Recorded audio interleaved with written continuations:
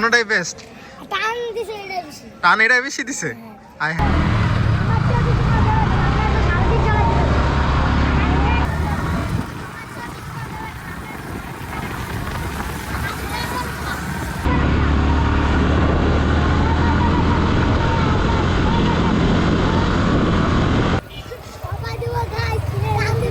भाई यहाँ पे क्या हो रहा है भाई?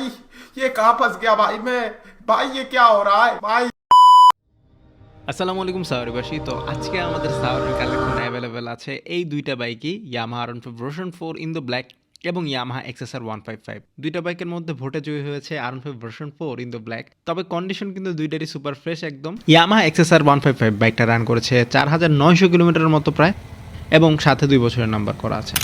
এছাড়া R15 version 4 in the black যেটা আছে এটা রান করেছে প্রায় 5300 কিলোমিটার মতো, এবং এইটার সাথেও আপনি পাচ্ছেন 2 বছরের নাম্বার করা। দুইটা বাইকের ইঞ্জিনই সেম, তারপরেও বলতে হয় যে দুইটার লুক দুই রকম এবং দুইটা দুই রকমের bike.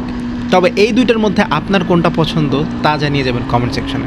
R15 version 4 in the black আমাদের দেশে অনেক সময় ধরেই অ্যাভেলেবেল, তবে আনঅফিসিয়াল হতে এটার প্রাইস এক এক সময় এক এক রকম থাকে ব্র্যান্ড নিউ কিনতে গেলে, যার কারণে অনেকেই প্রেফার করে যে সুপার ফ্রেশ কন্ডিশনের ইউজড কেনা ভালো। তো এই হিসেবে যারা ইউজড কালেকশনের মধ্যে R15 version 4 in the black খুঁজে থাকেন তাদের জন্য এটা খুব ভালো একটা পছন্দ হতে পারে, কারণ 5300 কিলোমিটার ওয়াইজ বাইকের কন্ডিশন যথেষ্ট ফ্রেশ আছে, যেটা আপনি চাইলে সরাসরি সাওয়ারিতে এসে টেস্ট রাইড দিয়ে দেখে যেতে পারবেন। এছাড়া ইয়ামাহা XSR 155 এই বাইকটা আসলে নির্দিষ্ট কিছু মানুষের পছন্দের বাইক, যাদের স্পোর্টস লুকের থেকে ক্লাসিক লুক বেশি ভালো লাগে তারা এই বাইকটা পছন্দ করে। আমাদের সাওয়ারি স্টক অ্যাভেলেবল থাকে এই বাইকের কন্ডিশনও সুপার ফ্রেশ আছে, যেটা আপনি সরাসরি সাওয়ারিতে এসে যাচাই করে দেখতে পারবেন ইনশাআল্লাহ।